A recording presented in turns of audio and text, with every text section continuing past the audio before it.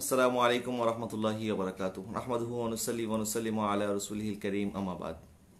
দূরের ও কাছের, দেশের বা প্রবাসে যে যেখানে বসে আমাকে দেখছেন সকলকে স্বাগত জানাচ্ছি। আজকে দ্বিতীয়বারের মতো প্রশ্নোত্তর ভিত্তিক মাসাইল এর একটি পর্ব এর আগে করেছিলাম, আজকে দ্বিতীয় পর্ব। তো আল্লাহ সুবহানাহু ওয়া তাআলা ইরশাদ করেছেন, আউযুবিল্লাহি মিনাশ শাইতানির রাজিম। আল্লাহ সুবহানাহু ওয়া তাআলা বলেছেন যে যদি তোমরা না জানো, যারা জানে তাদের কাছ থেকে তোমরা জেনে নাও। আজকে আমরা ইসলাম ধর্ম নিয়ে আজকে আমাদের অনেক প্রশ্ন, অনেকের মনে অনেক ধরনের বিভিন্ন প্রশ্ন জাগে। সকলের প্রশ্নগুলি আমি চেষ্টা করব জবাব দেওয়ার জন্য। আপনাদের কোনো প্রশ্ন থাকলে আপনারা আমাকে কমেন্টস বক্সে প্রশ্ন করতে পারেন। ইতিমধ্যে যারা যুক্ত হয়েছেন, মাহাদি গালিব আমার খুব প্রিয় একজন কবি, স্নেহের মাহাদি আল গালিব, অসংখ্য ধন্যবাদ আমার সাথে যুক্ত হওয়ার জন্য। আরও যারা যুক্ত হয়েছেন, জুবাইদুল ইসলাম ভাই, মোহাম্মদ নাইম ভাই, বেলাল হোসেন, নুরুল ইসলাম জারান, তারপরে আরও যারা যুক্ত হচ্ছেন সকলকে ধন্যবাদ। এক ভাই সালাম দিয়েছেন, ওয়ালাইকুম আসসালাম রহমতুল্লাহ বরকাত। আজকে আসলে একটি বিষয়কে আমি নির্ধারিত করতে চাই। আল্লাহ সুবহানাহু ওয়া তাআলা বলছেন, ইয়া আইয়ুহাল্লাযীনা আমানু কুলু মিন তাইয়্যিবাতি মা রাযাকনাকুম ওয়াশকুরুলিল্লাহি ইন কুনতুম ইয়্যাহু তা'বুদুন। আমাদের সমাজের মধ্যে হালাল ইনকাম করাটা, হারাম ইনকাম করাটা এখন একটা ফ্যাশন হয়ে দাঁড়িয়েছে। কে কার থেকে বেশি হারাম ইনকাম করতে পারে এবং নিজের ব্যক্তিত্বকে প্রকাশ করার জন্য, নিজের অবস্থাকে প্রমাণ করার জন্য তারা হালাল হারাম বাছাই করছে না আমাদের সমাজের মধ্যে। তো হারাম ইনকামটা আসলে ইবাদত বন্দিগি কবুল না হওয়ার অন্যতম একটি শর্ত, অন্যতম একটি কাজ হচ্ছে হারাম ইনকাম করাটা। আল্লাহ সুবহানাহু ওয়া তাআলা কিয়ামতের ময়দানে 4 ধরনের ব্যক্তিকে ডাকবেন। এক ধরনের ব্যক্তি যারা হারাম ইনকাম করে এবং হারাম পথে খরচ করে, আল্লাহ পাক তাদেরকে ডাকবেন এবং তাদেরকে জাহান্নামে নিক্ষেপ করবেন। দ্বিতীয়ত আল্লাহ সুবহানাহু ওয়া তাআলা এমন বান্দাদেরকে ডাকবেন যারা ইনকাম তো করে হালাল কিন্তু খরচ করে হারাম পথে। যেমন অনেকে ভালো কাজে হালাল ইনকাম করছে কিন্তু তারা নেশা বা আপনার জুয়া বা সিনেমা ইত্যাদি খারাপ কাজে তারা অর্থ ব্যয় করতেছে, আল্লাহ পাক তাদেরকেও জাহান্নামে দিয়ে দিবেন। তৃতীয় প্রকার ব্যক্তি যারা ইনকাম করে হারাম কিন্তু খরচ করে হালাল পথে। যেমন আমাদের সমাজে নতুন নতুন অনেক দানবীর বের হয়েছে, যারা জুয়ার আসরে যায়, যারা মদের আসরে যায়, যারা জুয়া খেলে টাকা অবৈধ পথে টাকা ইনকাম করে কিন্তু আবার মসজিদ মাদ্রাসায় দান করে। আল্লাহ সুবহানাহু ওয়া তাআলা তাদের মুখের মধ্যে তাদের এই দান সদকাগুলি নিক্ষেপ করবে। তো এই বিষয়গুলি নিক্ষেপ করবে, তখন আল্লাহ সুবহানাহু ওয়া তাআলা তাকেও জাহান্নামে নিক্ষেপ করবে।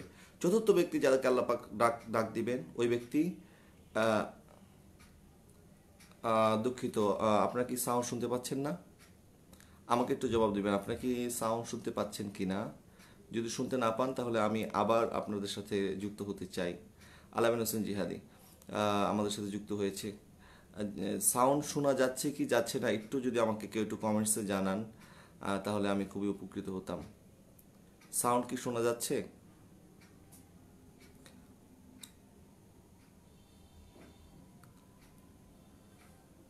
অনেকে যুক্ত হচ্ছেন, আলামিন হোসেন জিহাদি, কুতুবুদ্দিন। আচ্ছা, একজন জানিয়েছেন সাউন্ড শোনা যাচ্ছে, ধন্যবাদ।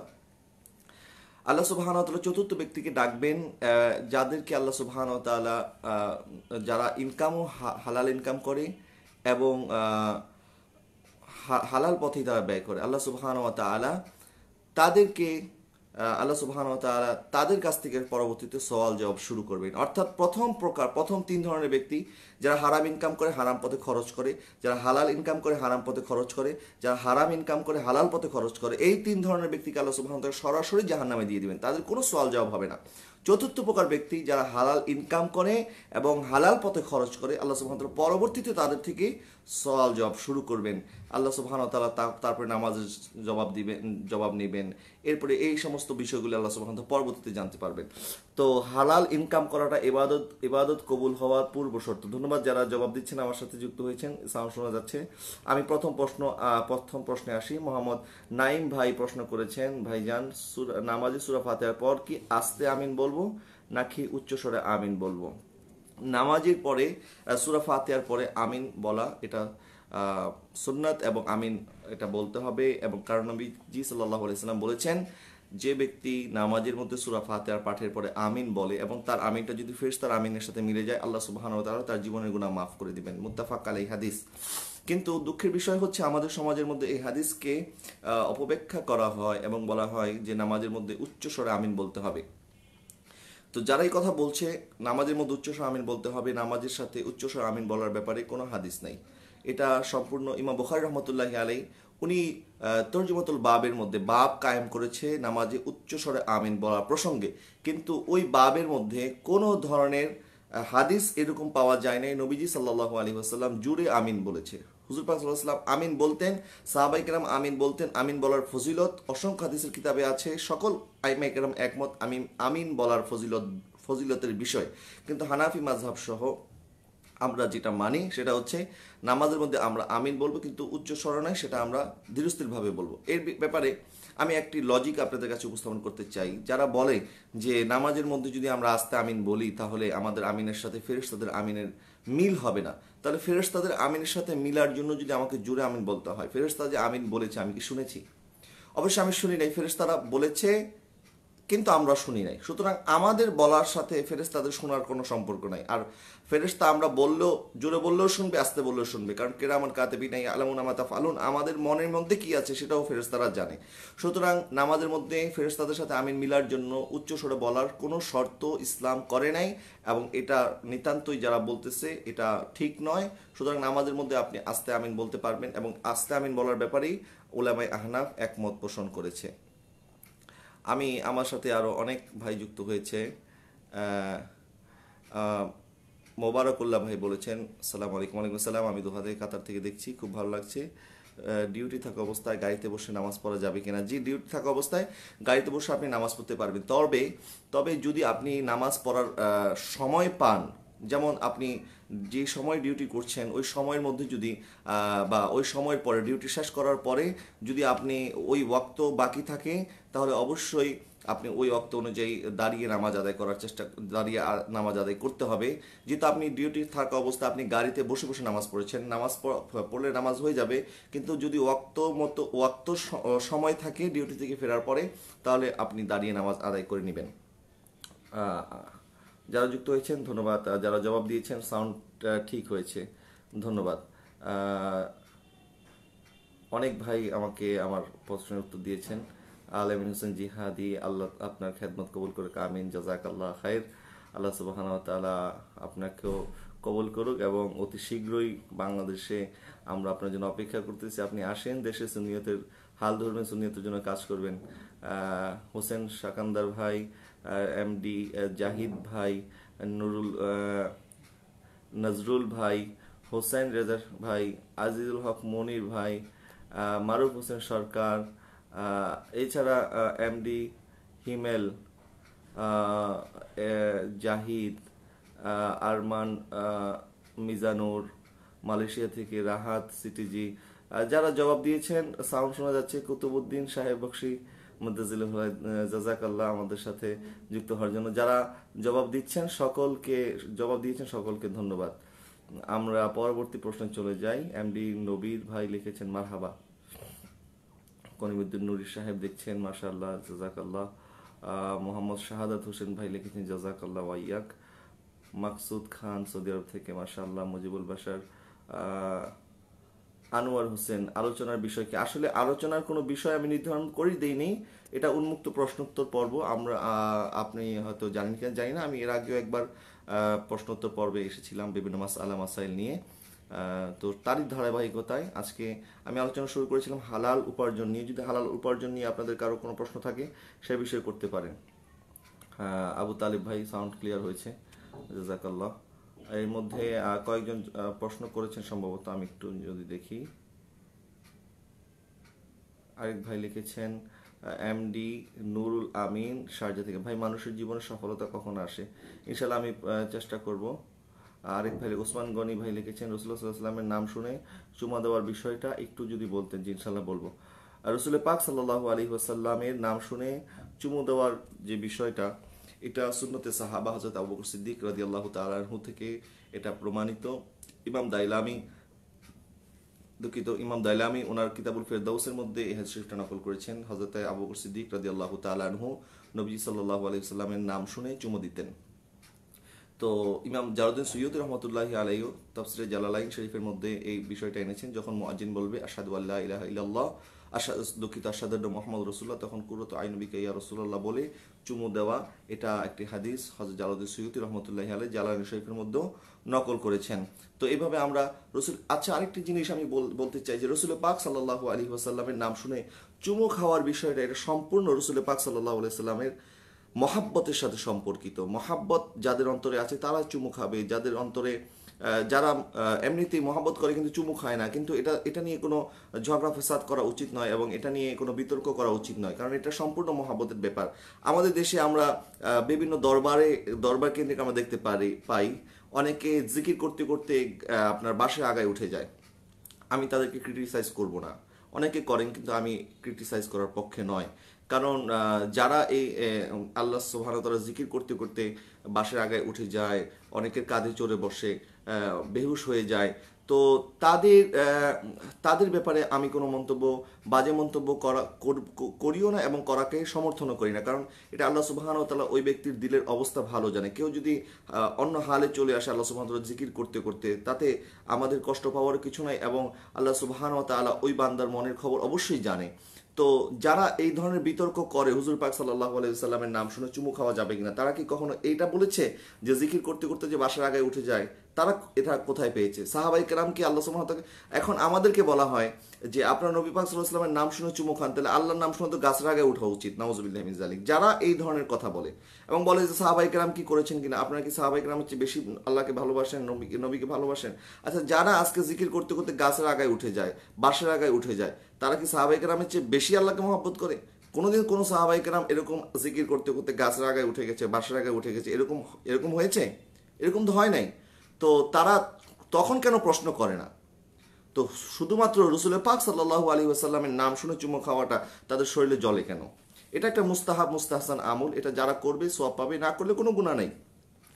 এবং ইমাম সাখাবী রহমতুল্লাহি আলাইহি উনি একটি কিতাবের মধ্যে নকল করেছেন যে বনি ইসরায়েলের একজন উম্মত ছিল, মুসা আলাইহিস সালামের উম্মত, যে তাওরাত কিতাবের মধ্যে নবীজি সাল্লাল্লাহু আলাইহি সাল্লামের নাম পেয়ে ওই নামটার সম্মান করে চুমু খেতেন। ওই ব্যক্তি যখন মারা গেল, মানুষজন তার লাশকে জঙ্গলে নিক্ষেপ করলো। আল্লাহ সুবহানাহু ওয়া তাআলা মুসা আলাইহিস সালামের উপর ওহী করলেন, আপনি আমার এই বান্দাকে সসম্মানে কবরস্থ করেন। আল্লাহ সুবহানাহু ওয়া তাআলার এই ফরমান শুনে মুসা আলাইহিস সালাম বললেন, আপনার এই বান্দা কি আমল করেছে যার কারণে আপনি এই বান্দাকে সসম্মানে কবরস্থ করার জন্য আমি একজন কলিম, আমি একজন মুসা, আমি একজন নবী আলাইহিস সালামকে আপনি হুকুম দিচ্ছেন? আল্লাহ সুবহানাহু ওয়া তাআলা বলছেন, এই ব্যক্তি আমার নবী সাল্লাল্লাহু আলাইহি সাল্লাম নামকে সম্মান করেছে, যার কারণে আমি তার জীবনের সকল গুনাহ মাফ করে দিয়েছি। তো এটা হচ্ছে নবী পাক সাল্লাল্লাহু আলাইহি সাল্লামের মহাব্বতে যারা করে, এটা করলে সোয়াব পাবে। যারা করে না, না করলে তাদেরকে জোরাজোরি করা উচিত নয়। এটা মহাব্বতের বিষয়, মহাব্বতের সাথে সম্পর্কিত। আচ্ছা, এরপরে আরো অনেক ভাই যুক্ত হয়েছে। জি, আরেক ভাই বলেছেন যে মানুষের জীবনের সফলতা কখন আসে? মানুষের জীবনের সফলতা আমি মনে করি আল্লাহ সুবহানাহু ওয়া তাআলা আমাদেরকে কেন সৃষ্টি করেছেন।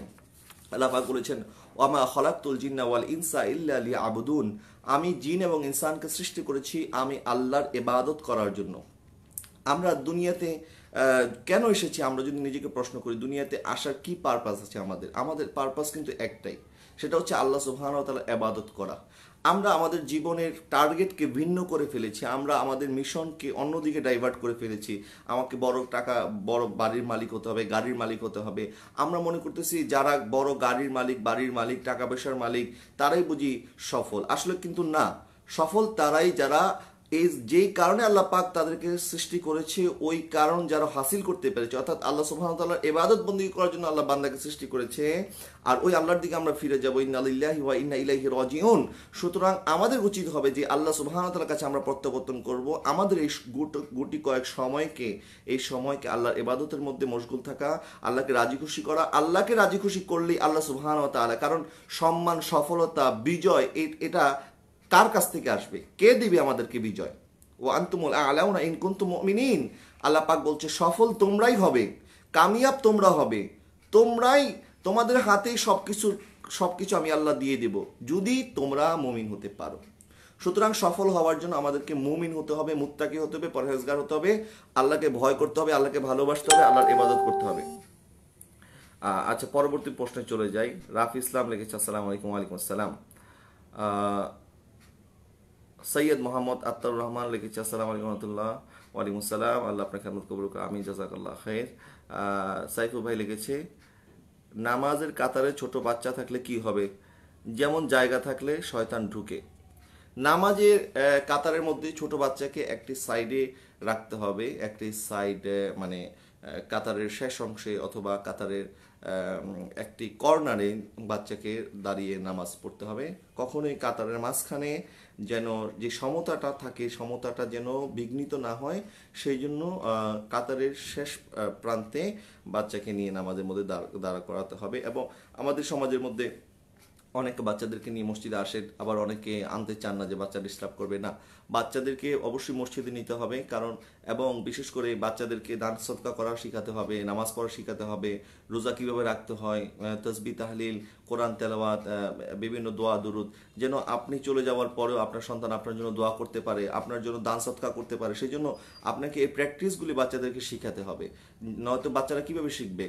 তো সেই জন্য আমাদের সমাজের মধ্যে অনেকে বলেন যে বাচ্চাদেরকে মসজিদে নিয়ে আসলে মুসল্লিদের বিঘ্নিত হয়। আসলে এটা ঠিক নয়, এই কথাটা অযৌক্তিক কথা। আমাদের মুসল্লিদের যদি কনসেন্ট্রেট আল্লাহ সুবহানাহু ওয়া তাআলার দিকে থাকে, তাহলে কোনোভাবেই তাদের মনোযোগ বিঘ্নিত হওয়ার কোনো কারণ নেই। এবং বাচ্চারা তারা যদি মসজিদে না আসে, তাহলে তারা কীভাবে শিখবে?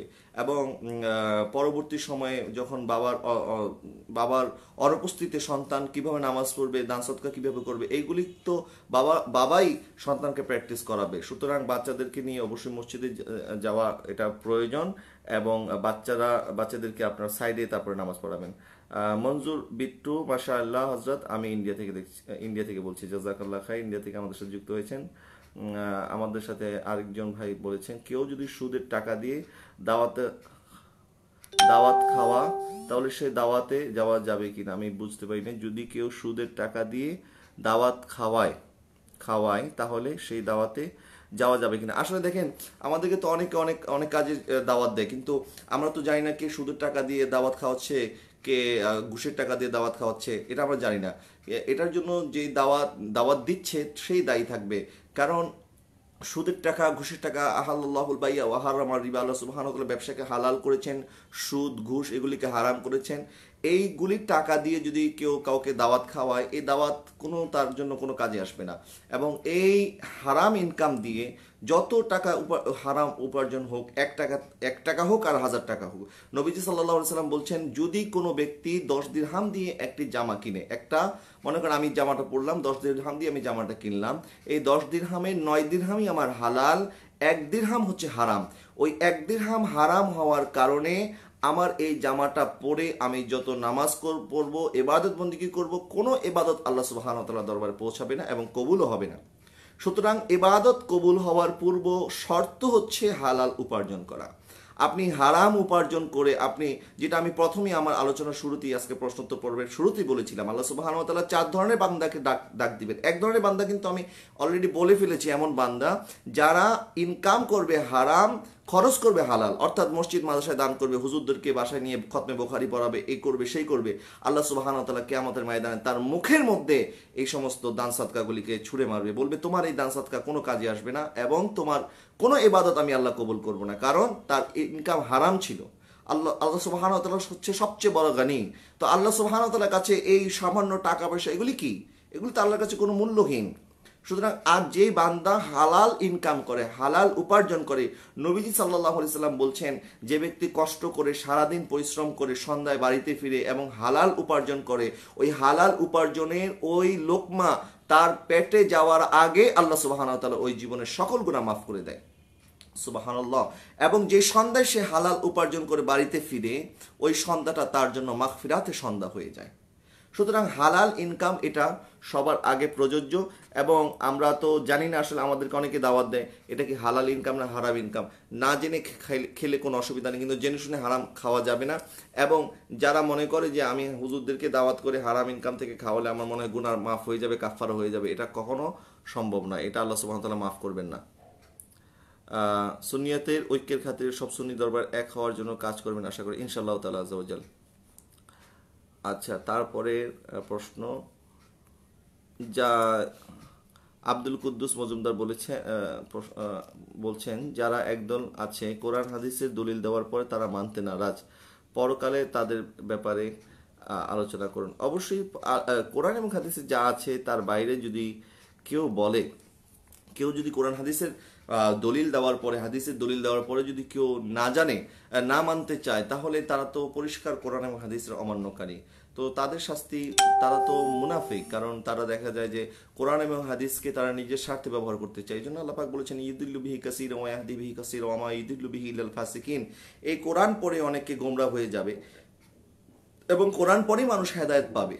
আর কারা গোমরাহ হবে? যারা ফাসিক, যারা ফাজির, যারা বেয়াদবের রসুল, যারা দুশ্মনের রসুল, তারা কোরআন পড়েও পথভ্রষ্ট হয়ে যাবে। তারা কোরআন পড়েও হেদায়েত লাভ করতে পারবে না, কারণ হেদায়েতের মালিক হচ্ছে আল্লাহ সুবহানাহু ওয়া তাআলা। হেদায়েত দেওয়ার একমাত্র ইখতিয়ার আল্লাহ সুবহানাহু ওয়া তাআলার হাতে। সুতরাং আল্লাহ যাদের অন্তর থেকে ঈমান ছিনিয়ে নেবে, কারো শক্তি নাই তাদের অন্তরে আবার ঈমানকে জীবিত করতে পারে। কোরআন এবং হাদিস, আমাদের কাজ হচ্ছে মানুষকে কোরআন এবং হাদিসের পথে দাওয়াত দেওয়া, মানুষকে কোরআন এবং হাদিসের কথা বলা।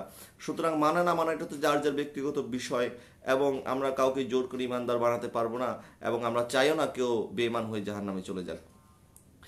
মনসুর চাই বলছেন, ফজরের নামাজ কাজা হলে সুন্নতে মুআক্কাদা পড়তে হবে কিনা? জি, অবশ্যই সুন্নতে মুআক্কাদা সহ ফজরের নামাজ কাজা আদায় করে ফেলতে হবে। আবার আরেক ভাই বলছেন, আশরাফ, নামাজের সময় সূরা ফাতিহার শেষে কেউ উচ্চস্বরে আমিন বলে, তা কতটা সঠিক? এটা আমি বলেছি আগেই, নামাজের পরে, নামাজের সময় সূরা ফাতিহা পড়ার পরে আমিন বলতে হবে, কিন্তু জোরে জোরে নয়, আস্তে আস্তে। সদরুদ্দিন আরেক ভাই রায়খান ভাই লিখেছেন, মাশাআল্লাহ, জাযাকাল্লাহ। সদরুদ্দিন চৌধুরী লিখেছেন, আচ্ছা, তাজিমি সেজদা কি? বিভিন্ন পীর আউলিয়া দরবারে যে সেজদা দেওয়া হয় সেটা কতটুকু সমর্থিত? তাজিমি সেজদা এটা সম্পূর্ণ হারাম, এটাতে কোনো সন্দেহ নাই। সেজদার মালিক, সেজদার ইবাদতের একমাত্র উপযুক্ত তিনি হচ্ছেন আল্লাহ সুবহানাহু ওয়া তাআলা। আল্লাহ ছাড়া কারো ইবাদত করা যাবে না, আল্লাহ ছাড়া কারো কোনো ইবাদত নাই।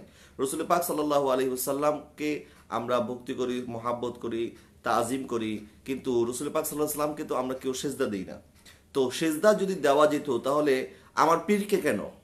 সেজদা তো আমরা রাসূল পাক সাল্লাল্লাহু আলাইহি ওয়াসাল্লামকে দিতাম। বরং হযরত আবু বকর সিদ্দিক রাদিয়াল্লাহু তাআলা সহ অনেক সাহাবী নবী সাল্লাল্লাহু আলাইহি ওয়াসাল্লামকে বলেছেন, সরাসরি বলেছেন, হুজুর, ইয়া রাসূলুল্লাহ, আমরা দেখছি আপনার সামনে পশু পাখি অবনত হচ্ছে, আপনার সামনে উট জানোয়ার তারা সিজদা করছে। একবার এক ঘটনা ঘটলো, নবী পাক সাল্লাল্লাহু আলাইহি ওয়াসাল্লামের কাছে এক সাহাবী আসলেন, বললেন, ইয়া রাসূলুল্লাহ, আমার উট পাগল হয়ে গেছে, আমার উট আমার কথা শুনে না।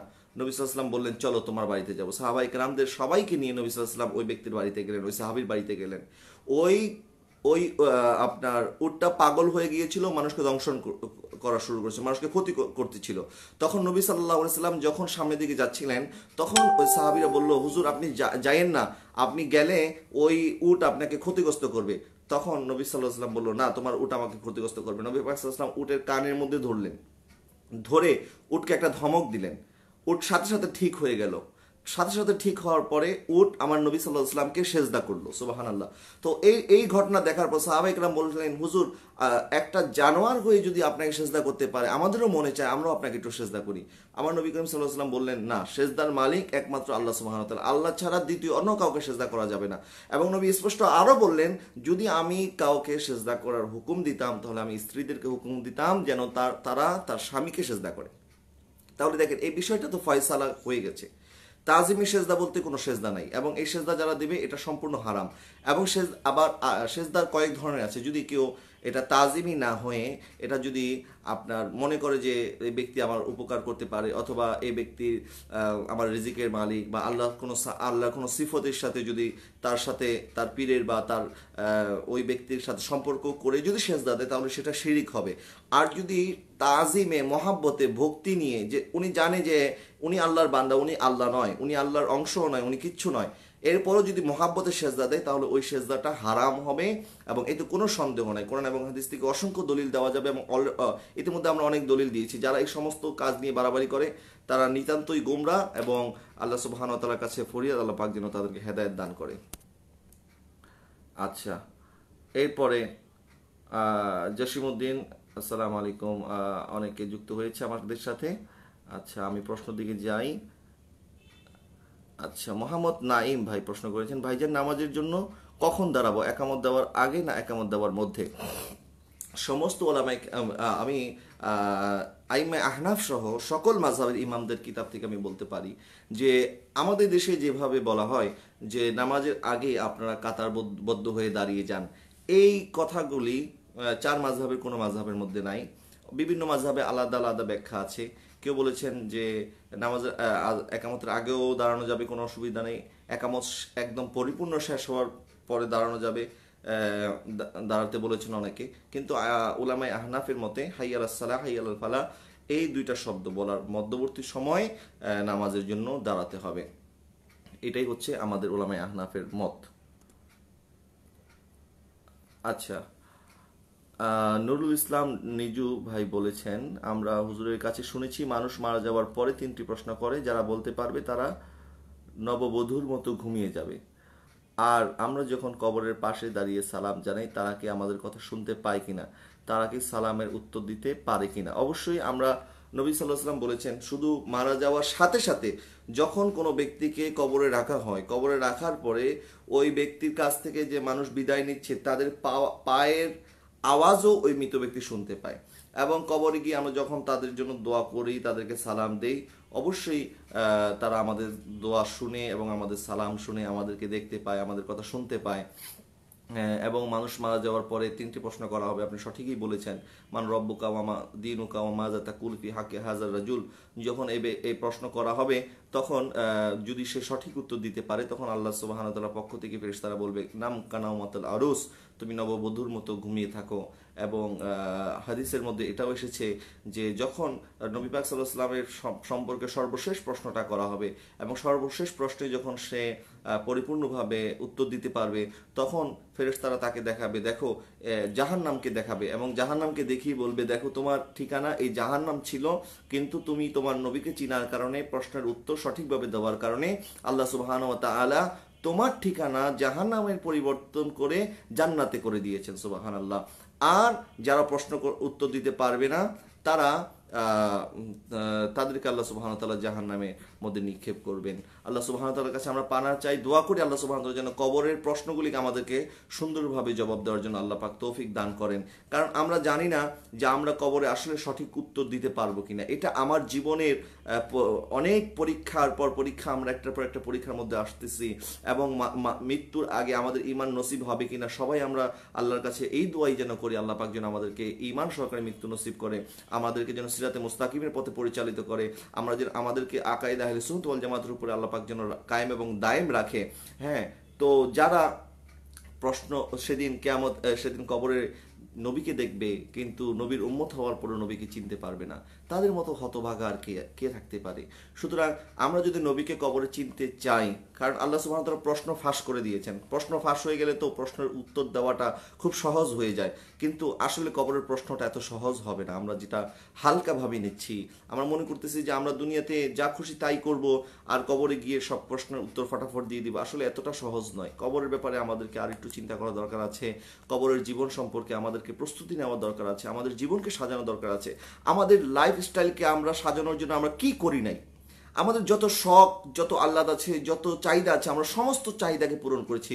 আমাদের ঘুম না হলে আমরা গরমে আমরা কারেন্ট চলে গেলে আমরা আইপিএস লাগিয়েছি, আমাদের ফ্যানে হয় না আমরা এসি লাগিয়েছি, আমাদের বড় সুন্দর নরম তুলতুলে বালিশ ছাড়া আমাদের ঘুম হয় না।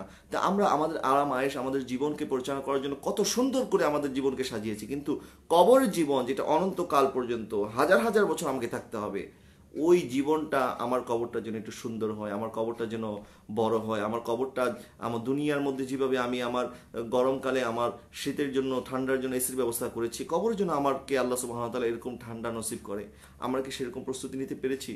আমি আমার ভাই বোন যারা দেখছেন, আমি সকলকে অনুরোধ করব আমরা একটু কবর জীবন নিয়ে যদি আমরা একটু ভাবি, একটু চিন্তা করি, তাহলে আমাদেরকে এখনো অনেক প্রস্তুতি নেওয়া বাকি আছে। একজন শায়ের বলেছেন, আগা আপনি মৌসে কোই বশর নেহি, সামান সো বরসকে পল কি খবর নেহি। আমরা আমাদের 100 বছরের প্রস্তুতি নিয়ে ফেলেছি দুনিয়াতে, কিন্তু আমাদের এক পলকেরও কোনো গ্যারান্টি নেই, এক মুহূর্তের কোনো গ্যারান্টি নেই, যে কোনো সময় ডাক আসতে পারে, আমাদেরকে চলে যেতে হবে। আর আমরা প্রস্তুতি নিচ্ছি দুনিয়াতে আমরা আরো 100 বছর বাঁচবো, মনে হয় আমরা কোনোদিন মারাই যাব না, এমন একটা ভাব আমাদের। আল্লাহ সুবহানাহু ওয়া তাআলা সকলকে বোঝার তৌফিক দান করুক। সাইদ কামাল ভাই বলেছেন স্বপ্নদোষ হলে কি রোজার ক্ষতি হয় কিনা, 1 নম্বর প্রশ্ন। 2 নম্বর, রোজা যেহেতু গড়গড়া করা মাকরুহ, তাহলে ফরজ গোসল কিভাবে আদায় করব? স্বপ্নদোষ হলে রোজার কোনো ক্ষতি হবে না, এবং রোজা রাখা অবস্থায় আপনি যখন গড়গড়া করা যাবে না তখন আপনি কুলি করতে হবে, ওই কুলিটাই আপনার গড়গড়া হিসাবে ধর্তব্য হবে। এবং নাকেও যখন পানি দিবেন উপরে নাকে অল্প একটু যেন নাকের ভিতরে পানি প্রবেশ না করে সেটা আপনাকে খেয়াল রাখতে হবে। অনেকে যুক্ত হয়েছেন, ধন্যবাদ সকলকে যারা যুক্ত হয়েছেন আমার সাথে আছেন। আচ্ছা মনসুর ভাই, সারাদিনের নামাজ যদি কাজা হয় তাহলে রাত্রে একত্রে আদায় করা যাবে কিনা? নামাজ কাজা কেন হবে, এটা হচ্ছে প্রথম প্রশ্ন। আমার একজন খুব কাছের মানুষ, উনি ডাক্তারের কাছে গেলেন, ডাক্তার বলেছে আপনাকে সকালে এতটা বাজে ওষুধ খেতে হবে, রাত্রে এতটা বাজে ওষুধ খেতে হবে। তো ডাক্তারকে পাল্টা প্রশ্ন করেছে, ডাক্তার সাহেব যদি আমি ওষুধ খেতে ভুলে যাই তাহলে কি হবে? তো ডাক্তার বলেছে ওষুধ খেতে ভুলে যাবেন এটা প্রশ্ন করা যাবে না, কারণ আপনাকে বাঁচার জন্য আপনাকে ওষুধ দেওয়া হয়েছে, মেডিসিন দেওয়া হয়েছে, এই মেডিসিন আপনাকে খেতেই হবে। আমি সকালে খেতে পারি নাই, বিকালে খেতে পারবো কিনা ওষুধটা, ডাক্তার বলছে এই প্রশ্নই করা যাবে না। তো যারা বলছে, যে ভাই আমাকে প্রশ্ন করেছেন, আমি তাকে শ্রদ্ধার সাথে ভালোবাসার সাথে বলতে চাই এই প্রশ্নটা কেন আমরা করব যে নামাজ কাজা কেন হবে? নামাজ সারাদিনে 17 রাকাত ফরজ নামাজ, আমরা যদি সুন্নতে মুআক্কাদা সেটা ছেড়ে দিলে গুনাহগার হতে হবে। তারপরেও যদি আমরা হিসাব করি মাত্র 17 রাকাত, ফজরের 2 রাকাত, জোহরের 4 রাকাত, আসরের 4 রাকাত, মাগরিবের 3 রাকাত, এশার 3 রাকাত, এশার 4 রাকাত, মাত্র 17 রাকাত নামাজ আমরা পড়তে আমাদের কত সময় ব্যয় হয়? এই নামাজের ব্যাপারে কিন্তু কোনো ছাড় নেই। আপনি কাজা আদায় করতে পারলে ভালো, কাজা আদায় হয়ে যাবে, কিন্তু ওই ফরজ আর আদায় হবে না, কারণ যে সময় চলে যায়, আপনি এক ফরজের জায়গায় আপনি শতবার সেটা কাজা আদায় করলেও এক ফরজের বরাবর হবে না। সুতরাং নামাজ কাজা যেন না হয় সেই জন্য আমাদের পূর্ব প্রস্তুতি থাকতে হবে। আমাদের কোনো কাজ থাকলে, হাতের কাজ থাকলে সেই কাজটা গুছিয়ে, আপনার 4 রাকাত নামাজ পড়তে কত সময় লাগে? আপনি আমি সুন্নত মুআক্কাদা ছেড়ে দেওয়ার কথা বলছি না, বলছি যদি আপনাকে ছাড়তেই হয়, আপনার যদি কোনো কাজের কোনো ব্যাঘাত ঘটে, অথবা আপনার শারীরিক দুর্বলতা থাকে, অথবা আপনার কোনো কাজ থাকে, অথবা এমন কোনো কাজ যেটা আপনি না করলেই নয়, ওই ক্ষেত্রে যদি আপনি সুন্নত ছেড়েও দেন, কিন্তু ফরজ ছাড়ার তো কোনো সুযোগ নাই। আপনি যদি অসুস্থ থাকেন, এমনকি হাসপাতালে বেডেও যদি আপনি থাকেন, আপনি যদি শরীর মুভমেন্ট করা, হাত পা নাড়াচাড়া করতে না পারেন, তারপর আপনাকে ইশারায় নামাজ পড়তে হবে। আপনি সেজদা দিবেন এইভাবে, রুকু করবেন এইভাবে, সেজদা দিবেন এইভাবে। আপনাকে আপনার শরীরে যদি কোনো অঙ্গ প্রত্যঙ্গ নাড়ার যদি আপনার সেরকম অবস্থাও না থাকে, আপনাকে চোখের ইশারায় হলো নামাজ পড়তে হবে। নামাজের ব্যাপারে কোনো ছাড় নাই। সুতরাং এই প্রশ্নগুলি না করাই ভালো, এবং নামাজের ব্যাপারে আমরা সতর্ক হব, এবং নামাজের যেন কাজা না হয়ে যায়। কারণ একটি নামাজের বিনিময়ে আপনি যদি 10বারও কাজা আদায় করেন, ওই একবার নামাজের সেটা পূরণ আর হবে না। খায়রুল ইসলাম ওয়াইসি ভাই বলেছেন মাশাআল্লাহ, উপযুক্ত জবাব দিয়েছেন প্রিয়, জাযাকাল্লাহ জাযাকাল্লাহ খায়র। নোমান শাহ মারহাবা লিখেছেন, আসসালামু আলাইকুম ভাই, আমি প্রতিদিন জোহরের ফরজ নামাজ পড়ি 4 রাকাত, কিন্তু জুমার নামাজ কেন 2 রাকাত, বাকি 2 রাকাত কোথায়? আসলে জুমার নামাজের ব্যাপারে এটাই এই বিধান, কারণ যেই নামাজগুলি আল্লাহ সুবহানাহু ওয়া তাআলা আমাদের উপর ফরজ করেছেন, নামাজের বিধানগুলি নবী পাক সাল্লাল্লাহু আলাইহি ওয়াসাল্লাম আমাদেরকে বলেছেন সল্লু কামা রাআইতুমুনি উসাল্লি, আমাকে যেভাবে দেখো নামাজ পড়ার জন্য ওইভাবেই তোমরা নামাজ পড়ো। এবং জুমার দিন যেহেতু একটি বিশেষ দিন, এবং সেখানে জুমার নামাজের আগে খুতবা আছে, এরপরে মুসল্লিরা সকলে একত্রিত হয়। জুমার নামাজটা হচ্ছে একটি মুসলমানদের ঐক্যের প্রতীক এবং মুসলমানদের একটি সমাবেশ। সেই জন্য এখানে 2 রাকাতকে 2 রাকাত ছাড় দেওয়া হয়েছে, কিন্তু কবলাল জুমা আছে 4 রাকাত, বাদাল জুমা আছে 4 রাকাত, সেগুলি আদায় করতে হবে সুন্নতে মুআক্কাদা। মিজানুর রহমান ভাই লিখেছেন আমিন। সালিমুল্লাহ মিয়া জিপু ভাই লিখেছেন কিভাবে রাসূল পাক সাল্লাল্লাহু আলাইহি ওয়াসাল্লামের দিদার করা যাবে? অনেক গুরুত্বপূর্ণ একটি প্রশ্ন, কারণ রাসূল পাক সাল্লাল্লাহু আলাইহি ওয়াসাল্লামকে আমরা অবশ্যই দেখতে চাই। মান রাআনি ফিল মানামি ফাকাত রাআনি হাক্কান, আরেক জায়গায় বলেছেন মান রাআনি ফিল মানামি ফাকাত, আল্লাহ নবী বলেছেন যে ব্যক্তি আমাকে একবার স্বপ্নে দেখলো সেই জন্য আমাকে বাস্তবে দেখলো। এবং মুসলিম শরীফের মধ্যেও আছে যে ব্যক্তি নবী সাল্লাল্লাহু আলাইহি ওয়াসাল্লামকে স্বপ্নে দেখলো সে অচিরেই নবী পাক সাল্লাল্লাহু আলাইহি ওয়াসাল্লামকে জাহিরিভাবে সশরীরে জাগ্রত অবস্থায় দেখবে। তো এটা অনেক গুরুত্বপূর্ণ একটি পুরস্কার এবং ইমানদারের জন্য যারা হুজুর পাক সাল্লাল্লাহু আলাইহি সাল্লামকে দেখতে চান। তো নবী সাল্লাল্লাহু আলাইহি ওয়াসাল্লামকে দেখার সবচেয়ে উত্তম তরিকা হচ্ছে নিজেকে নবী পাক সাল্লাল্লাহু আলাইহি ওয়াসাল্লামের সুন্নত দ্বারা নিজের জীবনকে সাজিয়ে দেওয়া। হ্যাঁ, এবং আমরা যেই চোখ দিয়ে, আরেকটি গুরুত্বপূর্ণ প্রশ্ন, যে আমরা যেই চোখ দিয়ে হুজুর পাক সাল্লাল্লাহু আলাইহি ওয়াসাল্লামকে দেখতে চাই, যিনি দোজাহানের বাদশাহ, সকল নবীর ইমাম, এবং ওনার চেয়ে পুত এবং পবিত্র আল্লাহ সুবহানাহু ওয়া তাআলার সৃষ্টির মধ্যে আর কেউ নয়, তাহলে সেই পুত পবিত্র মহামানব মহানবী সাল্লাল্লাহু আলাইহি সাল্লাম, সরওয়ারে কায়নাত সাল্লাল্লাহু আলাইহি সাল্লামকে যদি আমরা দেখতে চাই, আমাদের চোখটাকে পবিত্র করতে হবে, আমাদের অন্তরকে পবিত্র করতে হবে, আমাদের শরীরকে, আমাদের জিসিমকে, আমাদের রক্ত মাংসকে পবিত্র করতে হবে, এবং আমাদের প্রত্যেকটা কাজ হুজুর পাক সাল্লাল্লাহু আলাইহি সাল্লামের সুন্নাহ অনুসারে হতে হবে। তাহলেই না আমরা হুজুর পাক সাল্লাল্লাহু আলাইহি সাল্লামকে দেখার স্বপ্ন আকাঙ্ক্ষা করতে পারি। কিন্তু আমার চোখ দিয়ে আমি সারাক্ষণ গুনার কাজ দেখতেছি, আমার চোখ দিয়ে আমি সিনেমা দেখতেছি, বেহায়াপনা দেখতেছি, নারীদেরকে দেখতেছি, গুনার কাজ দেখতেছি, আবার এই চোখ দিয়ে নবীকে দেখতে চাই, এটা তো আশা করাটাও অনেক বোকামি। সুতরাং যারা রসুল পাক সাল্লাল্লাহু আলাইহি সাল্লামকে দেখতে চান, তাদের চোখ সবসময় পবিত্র যেন থাকে, চোখের পবিত্রতা, মনের পবিত্রতা, অন্তরের আত্মশুদ্ধি, এবং বেশি বেশি করে দুরুদ এবং সালাম প্রেরণ। নবী সাল্লাল্লাহু আলাইহি ওয়াসাল্লাম বলেছেন, আউয়ালুন নাস ইয়াউমাল কিয়ামাতি আকসারুহুম আলাইহি সালাতান, যে ব্যক্তি আমার উপরে বেশি বেশি দুরূদ এবং সালাম পেশ করে, ওই ব্যক্তি কিয়ামতে আমার অনেক কাছে থাকবে। সুতরাং অনেক ফুকাহায়ে কেরাম, অনেক বুজুর্গানে দিন, তার আমল হিসাবে হুজুর পাক সাল্লাল্লাহু আলাইহি সাল্লামের প্রতি বেশি বেশি দুরূদ এবং সালামকে বলেছেন। হুজুর পাক সাল্লাল্লাহু আলাইহি সাল্লামকে দিদার করার, দিদার লাভের একটি বড় ওজিফা হচ্ছে নবীজির প্রতি বেশি বেশি দুরূদ পেশ করা। তাহলে হুজুর পাক সাল্লাল্লাহু আলাইহি সাল্লাম আমাদেরকে দিদার দিতে পারেন। যেমন আমরা শরফুদ্দিন বুসরি রাহমাতুল্লাহি আলাইহির ঘটনা জানি, কাসিদে বুরদা লিখতে লিখতে উনি ঘুমিয়ে গিয়েছিলেন, কুষ্ঠরোগ হয়েছিল, আল্লাহ রাসূল সাল্লাল্লাহু আলাইহি সাল্লাম তাকে সেই রাতে দিদার দিয়েছেন।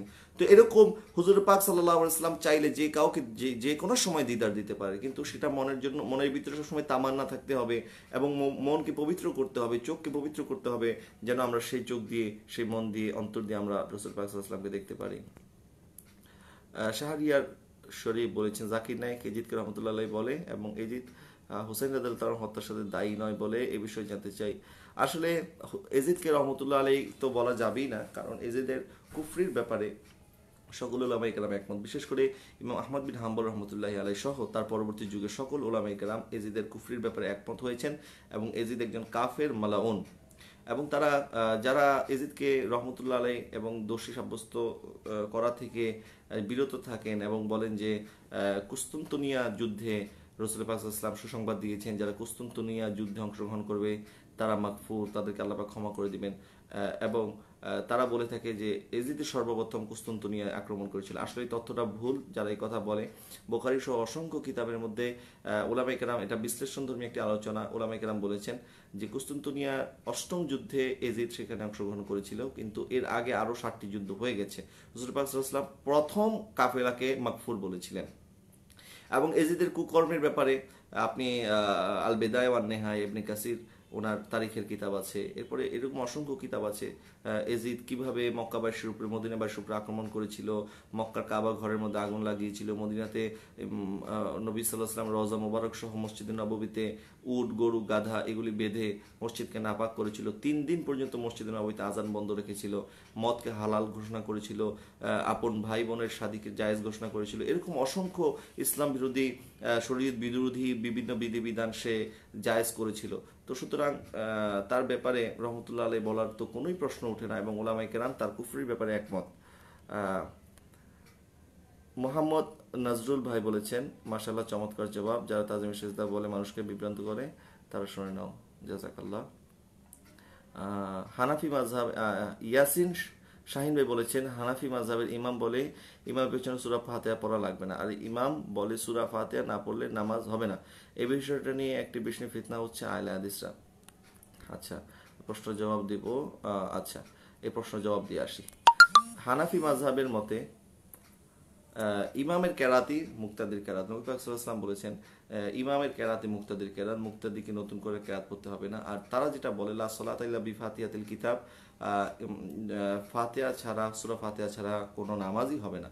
তো সূরা ফাতিহা ছাড়া যদি নামাজ না হয়, তাহলে অনেক, আমি একটা লজিক আপনাদেরকে একটু বলতে চাই। যদি নামাজই না হয়, তাহলে অনেক মুসল্লি আছে যারা রুকু অবস্থায় নামাজের মধ্যে এসে সামিল হয়, তারা সূরা ফাতিহা পড়ার সুযোগ পায় না, কেরাত শোনার সুযোগ পায় না, তাহলে তাদের কি নামাজ হবে না?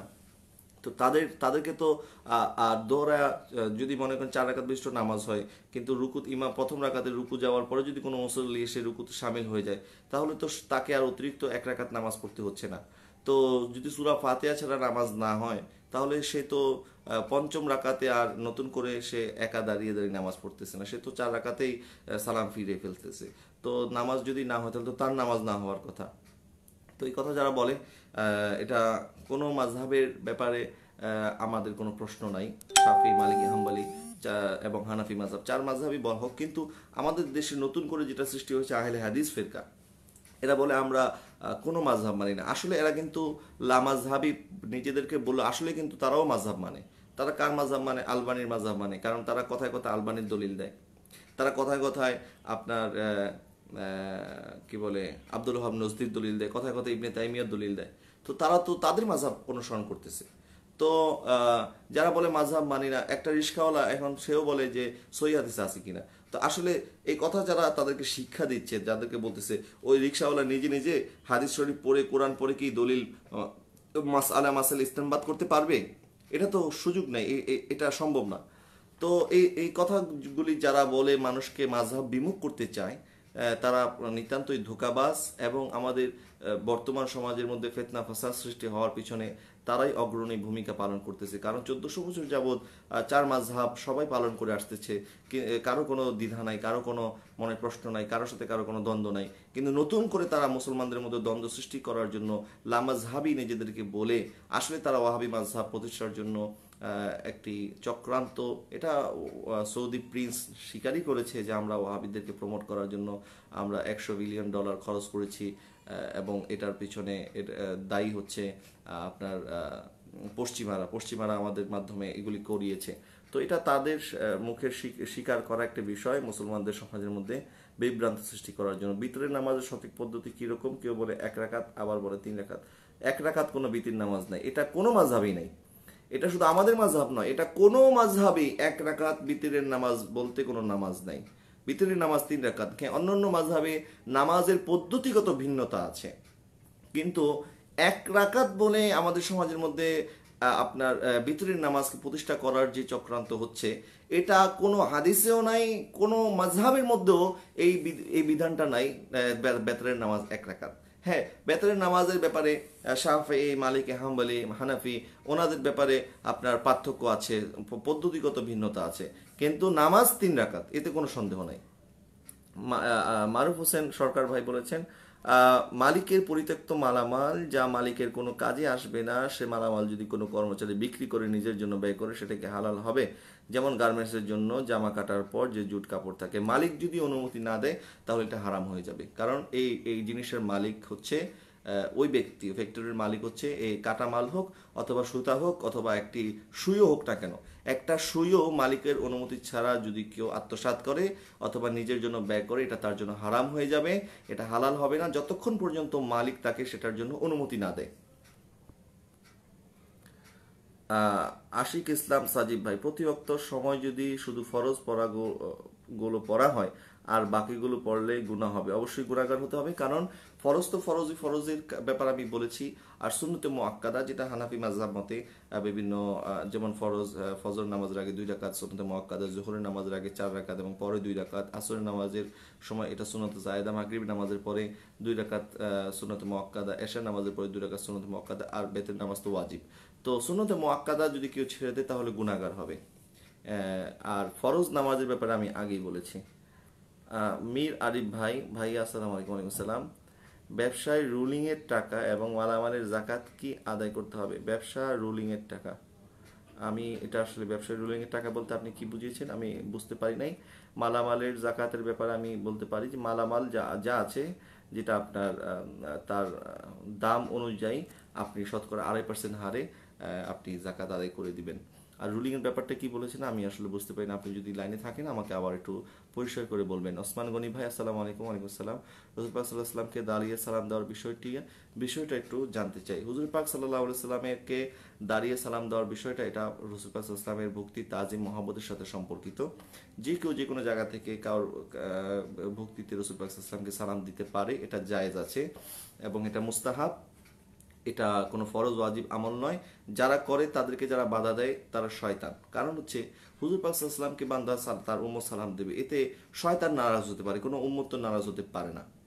সুতরাং এবং আমি কয়েকটি দলিল আপনাদের সামনে পেশ করে দাঁড়িয়ে রসুল পাক সাল্লাল্লাহু আলাইহি ওয়াসাল্লামকে সালাম দেওয়ার ব্যাপারে। যেমন আমি প্রথমে একটু বলি, যেমন আপনি যদি যেমন রসুল পাক সাল্লাল্লাহু আলাইহি ওয়াসাল্লাম বলেছেন যে তোমরা জমজমের পানি দাঁড়িয়ে খাও। তো জমজমের পানি তো জমজমের কূপ তো আমার বাড়ির কাছে না, তো আমি যদি ৬,০০০ মাইল দূর থেকে জমজমের পানির সম্মানে দাঁড়াতে পারি, তাহলে আমরা কেন রসুল পাক সাল্লাল্লাহু আলাইহি ওয়াসাল্লামের সম্মানে দাঁড়াতে পারবো না? হুজুর পাক সাল্লাল্লাহু আলাইহি ওয়াসাল্লামের অনেক অসংখ্য হাদিস পাক থেকে প্রমাণিত সাহাবায়ে কেরাম রসুল পাক সাল্লাল্লাহু আলাইহি ওয়াসাল্লামের সম্মানে দাঁড়াতেন। হুজুর পাক সাল্লাল্লাহু আলাইহি ওয়াসাল্লাম যখন হযরতে মা ফাতেমা রাদিয়াল্লাহু তাআলা আনহার ঘরে যেতেন, মা ফাতেমা নবীজির সম্মানে দাঁড়াতেন। রসুল পাক সাল্লাল্লাহু আলাইহি ওয়াসাল্লাম যখন ওনার ঘরে আসতেন, উনি রসুল পাক সাল্লাল্লাহু আলাইহি ওয়াসাল্লামের সম্মানে দাঁড়াতেন। তো এরকম অনেক হাদিস আছে। আচ্ছা, একটি হাদিস তারা বলে হুজুর পাক সাল্লাল্লাহু আলাইহি ওয়াসাল্লামের ব্যাপারে, আন্নাহু কানা নবী সাল্লাল্লাহু আলাইহি ওয়াসাল্লাম ইউহাদ্দিস, হুজুর পাক সাল্লাল্লাহু আলাইহি ওয়াসাল্লামের ব্যাপারে তারা বলে রসুল পাক সাল্লাল্লাহু আলাইহি ওয়াসাল্লাম বলেছেন, তোমরা লা তাকুমু কামা তাকুমু আজামি ইউআযিমু বা'দুকুম বা'দা, তোমরা আজমিদের মতো দাঁড়িও না, যারা একে অপরকে তারা যেভাবে দাঁড়িয়ে দাঁড়িয়ে সম্মান করে। এই হাদিসকে তারা পেশ করে, এটা আবু দাউদ শরীফের হাদিস, কিন্তু এই হাদিসটা যে দঈফ এটার ব্যাপারে উলামায়ে কেরাম মুহাদ্দিসিনে কেরাম তারা একমত, এই হাদিস শরীফটা দঈফ, এই হাদিসের উপর আমল করা যাবে না। এবং এই হাদিসের কথার দিকে যদি আমরা একটু তাকাই, রাসূল পাক সাল্লাল্লাহু আলাইহি ওয়াসাল্লাম বলেছেন তোমরা অনারবদের মতো দাঁড়িও না।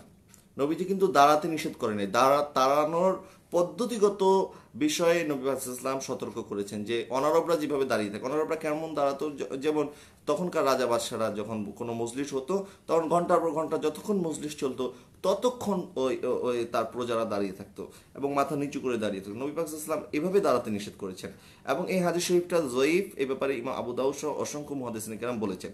এখন আমি আপনাদের কাছে একটি সহিহ হাদিস বর্ণনা করতে চাই, যেটাও আপনার হাদিসের সহিহের মধ্যে আছে। আন আবি হুরায়রা রাদিয়াল্লাহু তাআলা আনহু আন্নাহু ক্বালা কানা নবী সাল্লাল্লাহু আলাইহি ওয়াসাল্লাম ইউহাদ্দিসুনা ফাইজা কামা কুমনা হাত্তা তারাহু ক্বাদ দাখালা বুয়ুতা আজওয়াজিহি।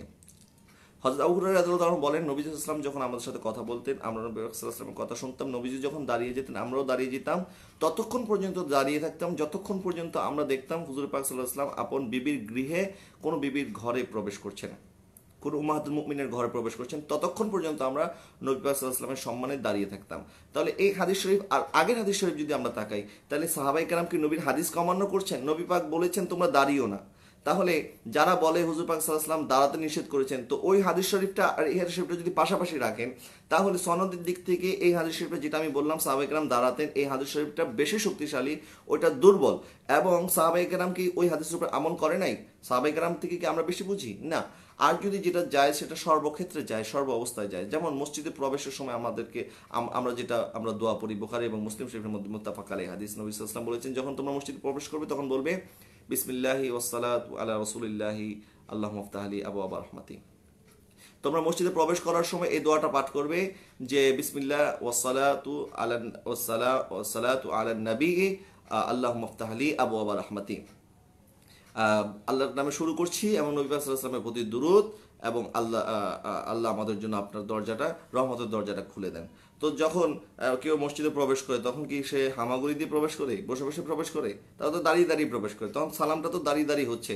এবং আপনার জুমার খুতবার সময় প্রত্যেকটা মসজিদে, এটা আমাদের দেশে হোক, পাকিস্তান হোক, ভারতে হোক, যে কোনো দেশে হোক, যে কোনো মাযহাবের ইমাম হোক, যে কোনো মতাদর্শের ইমাম হোক, দুইটা কথা কমন তারা বলে, আলহামদুলিল্লাহ রাব্বিল আলামিন ওয়াসসালাতু ওয়াসসালামু আলা সাইয়্যিদিল আশরাফিল আমবিয়া ওয়াল মুরসালিন। তাহলে এই যে ওয়াসসালাতু ওয়াসসালামু আলা সাইয়্যিদিল আশরাফিল আমবিয়া ওয়াল মুরসালিন, এই কথাটা যে বলছে, তখন তো ওই খতিব উনি তো মিম্বারের মধ্যে দাঁড়িয়ে দাঁড়িয়ে বলছে। তো দাঁড়িয়ে বলা যদি নাজায়েজ হয়, তাহলে ওই সময়ে ওই লোকের, ওই ইমাম সাহেবের বা খতিব সাহেব তো উচিত ছিল আলহামদুলিল্লাহ রাব্বিল আলামিন বলে বসে পড়া, তারপরে সালাম আরজ করে এরপর আবার দাঁড়িয়ে বক্তব্য দেওয়া। এটা তো হচ্ছে না। সুতরাং দাঁড়িয়ে সালাম আরজ করা এটা সুন্নত এবং এটা মুস্তাহাব আমল।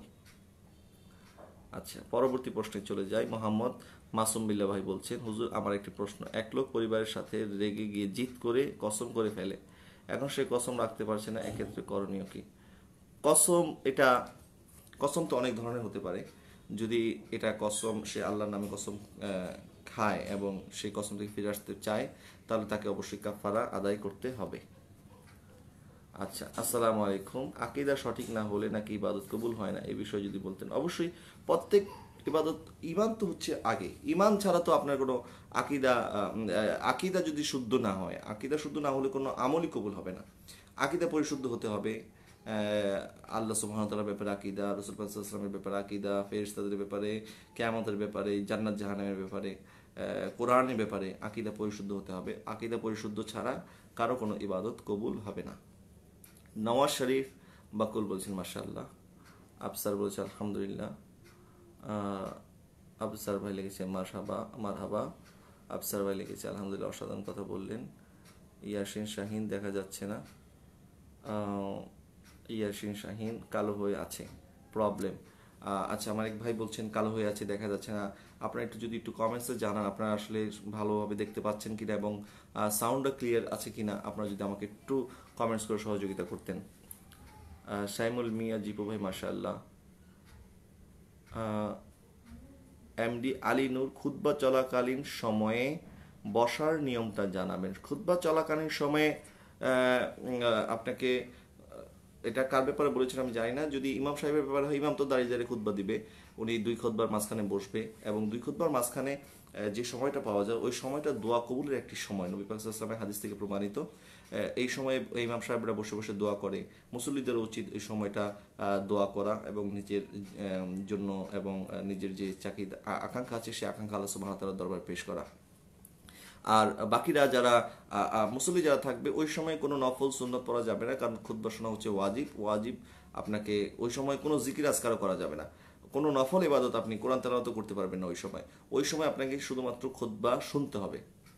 আচ্ছা, আব্দুল্লাহ আল মারুফ বলেছেন আল্লাহ বাকিল রহমতুল্লাহ আলাইহির যোগ্য উত্তরসূরি আপনি, জাযাকাল্লাহ খাইর। দোয়া করবেন আল্লাহ সুবহানাহু ওয়া তাআলা যেন আমাকে আমার আব্বা হুজুর আল্লামা বাকিল রহমতুল্লাহ আলাইহির পদাঙ্ক অনুসরণ করার তৌফিক দান করে এবং ওনার যে অসমাপ্ত কাজ আছে, উনি যেমন ভাবে জীবন যৌবন জীবন যৌবন সুনিয়াতের জন্য, ইসলামের জন্য, দিনের জন্য, রসুল পাক সাল্লাল্লাহু আলাইহি ওয়াসাল্লামের মহাব্বত প্রত্যেকটা উম্মতের অন্তরকে যেন অন্তরের মধ্যে তৈরি হওয়ার জন্য উনি যেভাবে কাজ করেছেন, আল্লাহ সুবহানাহু ওয়া তাআলা যেন আমাকে ওনার পদাঙ্ক অনুসরণ করে ওই কাজগুলি করার তৌফিক দান করে এবং আল্লাহ সুবহানাহু ওয়া তাআলা যেন আমার আব্বু হুজুর বাকিল রহমতুল্লাহি আলাইহিকে রাফাই দারাজাত নসিব করে আমার জন্য এবং আব্বা হুজুরের জন্য এবং আমার ছোট ভাই হাফেজ গোলাম পাঞ্জাতন সহ আমাদের গোটা পরিবারের জন্য আপনাদের কাছে আমি দোয়া চাই।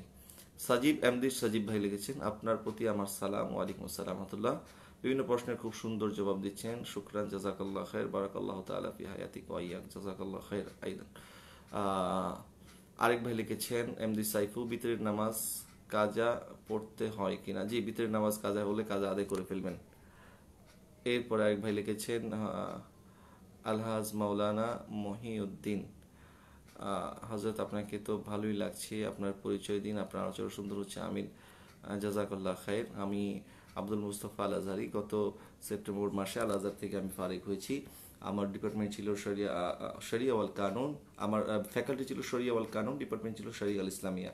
তো সেখান থেকে আমি গত বছর ফারিক হয়েছি। এখন ঢাকাতে হাবিবিয়া জামে মসজিদের খতিব হিসাবে আছি এবং আপনার বিজয় টিভিতে সাপ্তাহিক একটি প্রোগ্রামের উপস্থাপক হিসেবে কাজ করছি, ইসলামিক রিসার্চ সেন্টারের পরিচালক হিসেবে কাজ করছি, আমার আব্বা হুজুরের প্রতিষ্ঠিত মাদ্রাসার সাধারণ সম্পাদক হিসেবে দায়িত্ব পালন করছি। এছাড়াও বিভিন্ন সভা, সেমিনার, মাহফিলের মধ্যে আলোচক হিসেবে আলোচনা করার চেষ্টা করছি। তো এই আমার পরিচয়, সংক্ষেপে বললাম। দোয়া করবেন আল্লাহ সুবহানাহু ওয়া তাআলা যেন কামিয়াবি দান করে। নাজমুল আলম নাজু ভাই লিখেছেন, শেখ আল নিকে নিয়ে একটি ভিডিও তৈরি করার জন্য আবেদন করলাম। আসলে শেখ আল নি আপনি কার কথা বলেছেন আমি জানি না, আপনি যদি আমাকে মেসেঞ্জারে দেন তাহলে হয়তো আমি দেখতে পারবো। ফারুক, নবী সাল্লাল্লাহু আলাইহি ওয়াসাল্লাম যখন হেরা এবং সিদ্দিক রাদিয়াল্লাহু তখন কাঁধে করে নবী সাল্লাল্লাহু আলাইহি ওয়াসাল্লাম উঠালেন, কিন্তু হযরত আলী রাদিয়াল্লাহু আনহু যখন কাঁধে নিতে ছিলেন তখন নবী সাল্লাল্লাহু আলাইহি ওয়াসাল্লাম কাঁধে না উঠে তখন হযরত আলী রাদিয়াল্লাহু আনহু কাঁধে নিলেন। এই কথা ভাইয়া একটু বুঝায় বলবেন। দুইটি ঘটনা, একটি ঘটনা হচ্ছে হুজুর পাক সাল্লাল্লাহু আলাইহি ওয়াসাল্লামকে হযরত আবু বকর সিদ্দিক রাদিয়াল্লাহু আনহু কাঁধে নিলেন, আর আরেকটি ঘটনা কি বললেন, নবী সাল্লাল্লাহু আলাইহি ওয়াসাল্লাম হযরত আলীকে কাঁধে নিলেন। দুইটা ঘটনা, এটা দুইটা ঘটনা, দুইটা পরিপ্রেক্ষিত আছে, দুইটা অবস্থা আছে। হেরা যেদিন রসুল পাক সাল্লাল্লাহু আলাইহি ওয়াসাল্লাম সাথে হেরা গুহায় নবী সাল্লাল্লাহু আলাইহি ওয়াসাল্লাম যখন গারে সৌরে, হেরা গুহায় না গারে সৌরে যখন নবী সাল্লাল্লাহু আলাইহি ওয়াসাল্লাম গেলেন, তো সেখানে হযরত আবু বকর সিদ্দিক রাদিয়াল্লাহু তাআলা আনহু নবীজি সাল্লাল্লাহু আলাইহি ওয়াসাল্লামের পদাঙ্ক নবী সাল্লাল্লাহু আলাইহি ওয়াসাল্লাম তো রাহমাতুল আলামিন, উনি যখন কোনো পাথরের উপরে পা দিতেন পাথরটা নরম হয়ে যেত। তো কাফের মুশরিকরা তো নবীকে দেখে চিনে ফেলবে, সেই জন্য হুজুর পাক সাল্লাল্লাহু আলাইহি ওয়াসাল্লাম কে হযরত আবু বকর সিদ্দিক রাদিয়াল্লাহু তাআলা আনহু কাঁধে নিলেন এবং হযরত আবু বকর সিদ্দিক রাদিয়াল্লাহু তাআলা আনহুর ভালোবাসা প্রেম দেখেন উনি ওনার দুইটা আঙ্গুলের উপরে ভর দিয়ে দিয়ে দিয়ে দিয়ে হুজুর পাক সাল্লাল্লাহু আলাইহি সাল্লামকে নিয়ে সেই 5,500 ফিট উপরে সেই গাড়ি চলে উঠলেন। আর অপরদিকে আপনার যেদিন মক্কা বিজয় হলো, মক্কা বিজয়ের সময় হযরতে আলী রাদিয়াল্লাহু তাআলা আনহু নবী সাল্লাল্লাহু আলাইহি ওয়াসাল্লামের কাঁধে উঠলেন এবং উঠেও সেখানে বড় বড় মূর্তিগুলিকে সেখানে সেগুলি ফেলে দিলেন। তো এখানে আপনি কি ধরনের ব্যাখ্যা জানতে চেয়েছেন? আমি আসলে আপনার সাথে আপনার ব্যাপারটা আমি বুঝতে পারি নাই। যদি আপনি নির্দিষ্টভাবে আমাকে প্রশ্ন করেন তাহলে হয়তো আমি বলতে পারবো। আচ্ছা, সেকুলার বা কাফির রাষ্ট্রে মুসলমানদের সুদ গ্রহণের ব্যাপারে হানাফি ফিকার হুকুম কি, প্রশ্ন করেছেন নাইম সিদ্দিক। আসলে দারুল হার্ব আর দারুল ইসলাম এই দুইটা ব্যাপারে উলামায়ে কেরামের অনেক মতভেদ আছে। কাফের কোনো মুলকে দেশে সুদ খাওয়ার ব্যাপারে, সুদ তো আল্লাহ সুবহানাহু ওয়া তাআলা হারাম করেছেন, কিন্তু আমাদের দেশে যেভাবে সুদের ব্যাপারে যে ধরনের আইন, অন্য দেশে কাফেরদের দেশে সেরকম আইন নেই। কিন্তু প্রত্যেকটা অবস্থায় যে দেশেই আপনি থাকেন না কেন, আপনি যদি চান যে আপনি সুদ মুক্ত হয়ে আপনি কাজ করবেন, এটা অসম্ভব কিছু না। তো যদিও উলামায়ে কেরামদের মধ্যে একটি ইখতিলাফ আছে, ওনারা বলছেন যে যে সমস্ত কাফের দেশে যারা ব্যবসা বাণিজ্য করে বা সেখানে ব্যাংকের লেনদেন করে, সেখানে সুদের ব্যাপারে উলামায়ে কেরাম অনেকে ছাড় দিয়েছেন, বলেছেন যে সেখানে সেই সুদটা জায়েজ আছে, কোনো অসুবিধা নাই। কিন্তু আপনি শরীয়তের ব্যাপারে এতটা ছাড় দেওয়া আমার দৃষ্টিকোণ থেকে, এবং উলামায়ে কেরামও একটি বৃহত্তর অংশ এই ব্যাপারে বলেছেন যে এটাকে এতটা ছাড়ের দৃষ্টিকোণ থেকে দেখা উচিত নয়। এবং সুদের ব্যাপারে, হারামের ব্যাপারে, এটা আপনি ইসলামী দেশে থাকেন অথবা কোনো কাফের দেশে থাকেন, তো সেখানে যদি আপনি চলতে পারেন, আপনার যদি চলার মতো অ্যাবিলিটি থাকে, সেটা একটি দানাও যদি হয়, আপনি জীবন পরিচালনা করার জন্য, যদি আপনাকে বেঁচে থাকার জন্য যদি আপনি বাধ্য না হন, সেক্ষেত্রে আপনি কেন হারামকে প্রাধান্য দিবেন, হারামের প্রতি আপনি ঝুঁকবেন? সুতরাং যে কোনো অবস্থায় যেখানে সন্দেহ আছে সেখান থেকে আপনি দূরে থাকবেন, এটাই একটা ইমানদারের জন্য কর্তব্য। মেহেদী হাসান ভাই, ওয়াহাবিদের যত প্রবলেম দলিল দেখাই তারা মানতে চায় না কেন, আর কারণটা কি একটু বলবেন প্লিজ? আসলে ওয়াহাবি যারা, দুঃখিত আমি একটু, যারা ওয়াহাবি তাদের একটি এজেন্ডা আছে। আপনি দলিল দিয়ে তো তাদেরকে আপনি থামাতে পারবেন না। তাদের এজেন্ডা তারা বাস্তবায়ন করবে এবং তাদের এজেন্ডা অনুযায়ী তারা কাজ করবে। তো তাদের একটি ম্যানিফেস্টো আছে, কর্মসূচি আছে। তো এই কারণ টাকার কাছে তারা বিক্রি হয়ে গেছে। যদি তারা ওয়াহাবি কেন হয়েছে? টাকার জন্যই তো তারা ওয়াহাবি হয়েছে। তো রাতের আধারে তারা টাকা পেয়ে গেছে, এখন তাদের তো চোখ থাকতেও অন্ধ। খতামাল্লাহু আলা কুলুবিহিম ওয়া আলা সামিহিম ওয়া আলা আবসারিহিম। আল্লাহ পাক তাদের কলবে, তাদের চোখ